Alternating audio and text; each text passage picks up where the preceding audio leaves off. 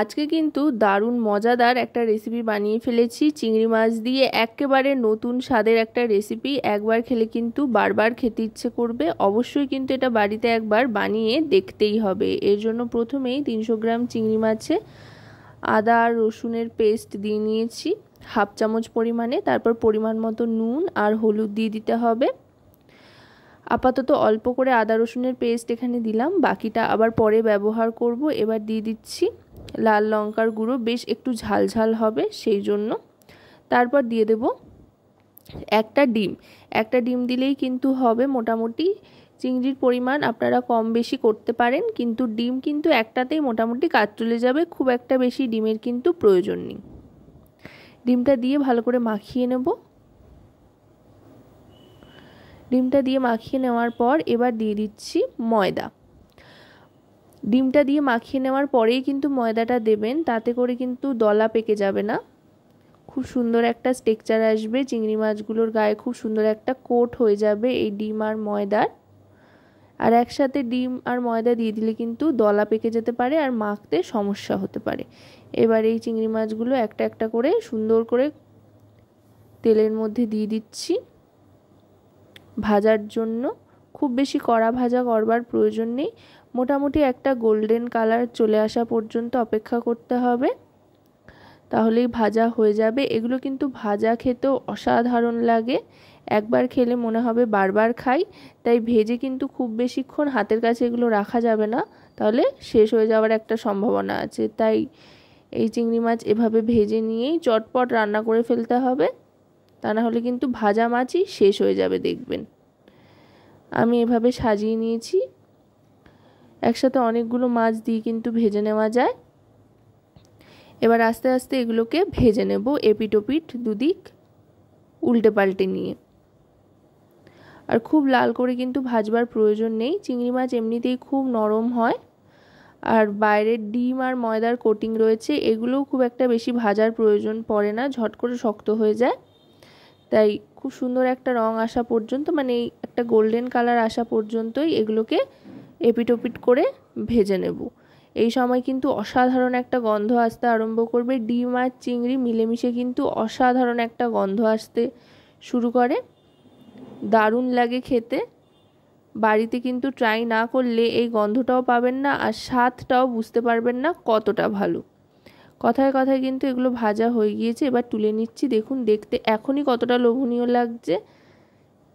আমি মোটামুটি 2 ব্যাচে সমস্ত চিংড়ি মাছগুলো ভেজে নেওয়ার পর ওই তেলেই ফোড়ন হিসেবে দিয়ে দিলাম সাদা জিরে। জিরেটা দেওয়ার পর যখন খুব সুন্দর একটা গন্ধ আসতে আরম্ভ করবে, তখন দিয়ে দিচ্ছি পেঁয়াজ কুচি। পেঁয়াজগুলো একটু বড় বড় করে কেটেছি, একেবারে মিহি করে কাটিনি। এবার এই পেঁয়াজটাকে ভালো করে ভেজে নেব। পেঁয়াজটায় দেখুন মোটামুটি একটা গোল্ডেন কালার চলে এসেছে। পেঁয়াজটা ভাজা হয়ে যাওয়ার পর এবার দিয়ে দিচ্ছি বাকি আদা রসুনের পেস্টটা, যেটা একসাথেই বেটে রেখেছিলাম। খানিকটা চিংড়ি মাছ ভাজার আগে দিয়েছিলাম চিংড়ি মাছের মধ্যে, আর খানিকটা এখানে দিয়ে দিলাম। এবার দিয়ে দিচ্ছি টমেটো কুচি। টমেটো কুচিটা দেওয়ার পর একটু নাড়াচাড়া করে টমেটোটা একটু ভাজা ভাজা করেই এর মধ্যে দিয়ে দেব পরিমাণ মতো নুন। নুনটা এখনই একেবারে দিয়ে দিচ্ছি, একবার চিংড়ি মাছের মধ্যে দিয়েছিলাম, আবার এখানে একবার দেব। নুনটা দিয়ে আরেকটু মিশিয়ে নিয়ে গ্যাসের ফ্লেমটা মিডিয়াম টু লোতে করে দিয়ে ঢাকনা চাপা দিয়ে দেব। এতে করে টমেটোর থেকে একটা জল ছাড়বে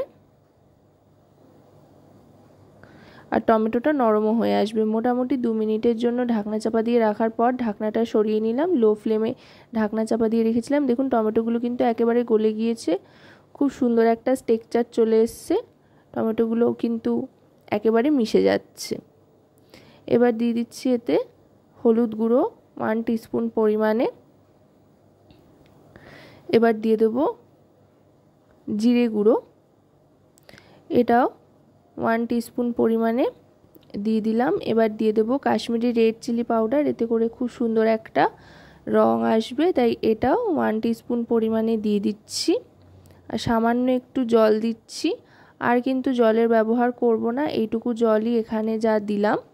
এবার জলটা দিয়ে মশলাটা খানিকক্ষণ কষিয়ে নেব। জলটা একেবারে টেনে তেল ছেড়ে আসা পর্যন্ত কিন্তু মশলাটাকে কষাতে থাকতে হবে, গ্যাসের ফ্লেমটা মিডিয়াম টু লোতে রেখে। দেখুন আস্তে আস্তে কিন্তু জলটা টেনে গিয়েছে আর তেলও ছাড়তে আরম্ভ করেছে। এবার দিয়ে দেব দুধ। দুধ দিয়েই কিন্তু পুরো গ্রেভিটা হবে। মোটামুটি 1 বাটি পরিমাণে দুধ এখানে দিয়ে দিচ্ছি। আপনারা কিন্তু এখানে যে কোনো রকমের দুধ ব্যবহার করতে পারেন, মানে আপনারা লিকুইড দুধও ব্যবহার করতে পারেন বা গুঁড়ো দুধ গরম জলে গুলে নিয়েও ব্যবহার করতে পারেন, যেটাই আপনাদের সুবিধা হয়। এবার কয়েকটা চেরা কাঁচা লঙ্কা দিয়ে দিলাম। এই কাঁচা লঙ্কাগুলো কিন্তু অবশ্যই এভাবে দেবেন, দারুণ সুন্দর একটা ফ্লেভার আসবে আর খেতেও দারুণ লাগবে। এবার যেই গ্রেভিটা ফুটতে আরম্ভ করবে অমনি চিংড়ি মাছগুলো দিয়ে দেব। চিংড়ি মাছটা দিয়ে ভালো করে ফুটিয়ে নিতে হবে।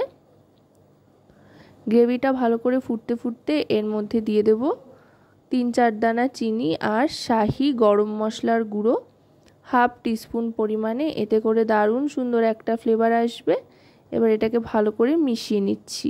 এটা কিন্তু আপনারা ফ্রাইড রাইস, পোলাও বা রুটি, লুচি, পরোটা যে কোনো কিছুর সাথে খেতে পারেন, চাইলে ভাতের সাথেও সার্ভ করতে পারেন। চিংড়ি মাছের মালাইকারি তো আমরা খেয়েই থাকি, তবে এভাবে একবার বানিয়ে দেখবেন, অসাধারণ লাগে। নারকেলের দুধের প্রয়োজন নেই, নর্মাল দুধ দিয়েই বানাতে পারবেন। দেখুন এটা দেখতে কতটা লোভনীয় হয়েছে, খেতেও কিন্তু দারুণ লাগে। একদম যখন এরকম একটা টেক্সচার চলে আসবে, কড়াইয়ের থেকে উঠে আসবে, তখন এটাকে আস্তে আস্তে সার্ভ করে দেব। অসাধারণ একটা গন্ধ আসছে, লোভ সামলানো কিন্তু খুবই মুশকিল। তো আশা করব রেসিপিটি আপনাদের ভালো লাগবে। ভালো লাগলে অবশ্যই রান্নাবাটি চ্যানেলটিকে সাবস্ক্রাইব করে লাইক, শেয়ার, কমেন্টের মাধ্যমে আমাদের পাশে থাকবেন আর পাশে থাকা বেল আইকনটি অন করে দেবেন সবার আগে সমস্ত রকম নতুন রান্নার নোটিফিকেশান পাওয়ার জন্য।